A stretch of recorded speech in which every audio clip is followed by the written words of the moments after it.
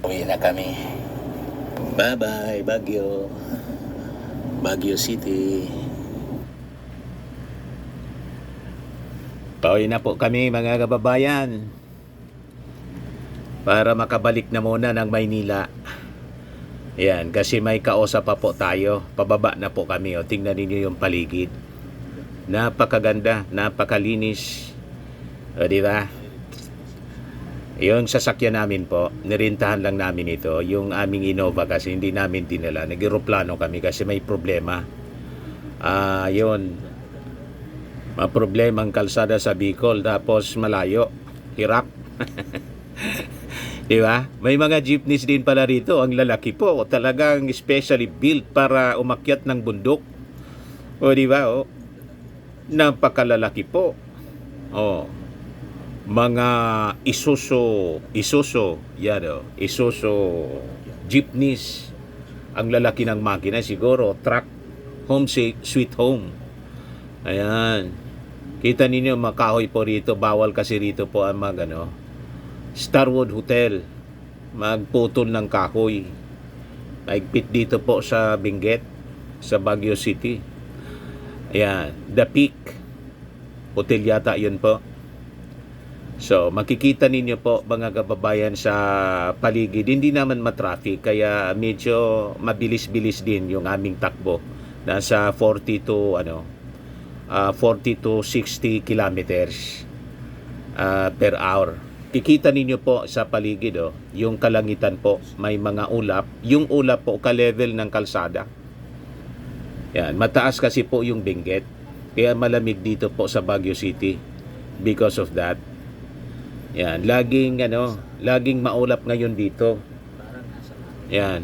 So yun ang kalagayan ngayon mga kababayan dito sa Baguio City. Yan. So makikita ninyo ang paligid po. Napakaganda. O diba? Hindi man masyado malalaki yung buildings. May mga areas dito na may mga matataas na buildings pero hindi na namin pinuntahan po. Kasi 2 nights and 3 days lang po kami rito. Pero yung pangatlong araw namin, pabalik na kami. Ito na nga po yung pangatlong araw. Pabalik na kami ng Maynila. So makikita ninyo, pababa siya ng pababa. Kasi pababa na tayo ng Baguio City. Kikita niyo yung ulap, naka balot sa paligid mismo. Pati sa mga kabahayan, sa kakahuyan, mga kababayan. Kaya napakalamig dito po. Labas muna kami. Driver kasi bumili ng strawberry. Yung driver namin. Ito yung mga pasalubong. Tingnan ninyo mga kababayan. Yung paligid, nababalot siya na. Yan sasakyan namin. Nababalot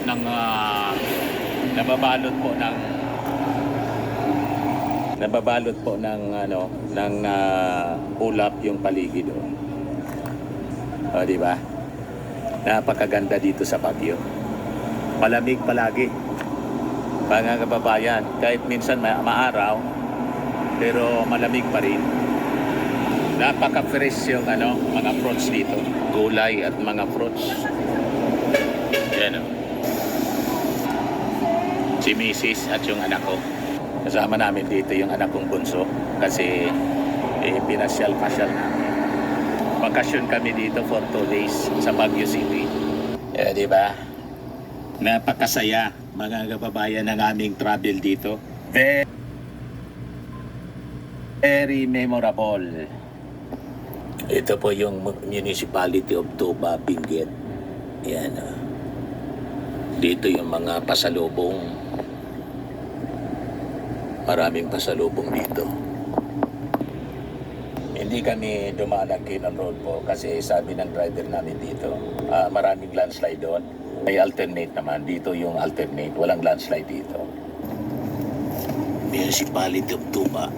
So, pababa na po itong bababa. Maula po, nababalot ng ulap, pati yung kalsada, maulap. Tuloy-tuloy na po tayo, mga kababayan. So, yan.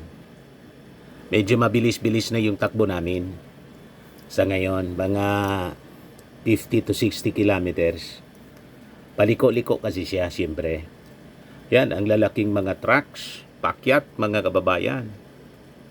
Kailangan lang maingat. At yung nakakasalubong po namin ngayon, umiilaw sila kahit araw kasi siyempre nababalot ng ulap yung paligid. Tingnan ninyo, halos zero visibility. Ayan, medyo luminaw na. May mga pagkakataon lang po, pag makapal yung ulap tulad niya, kikita ninyo sa paligid, pati yung bahay hindi na masyado maaninag. Yan. May mga makakapal na ulap na areas, may mga kokonti lang naman po. Ay, ito'y isang yan makapal yung ulap dyan po. Ayan. Ito tulay, mga kababayan. Medyo mahaba-haba itong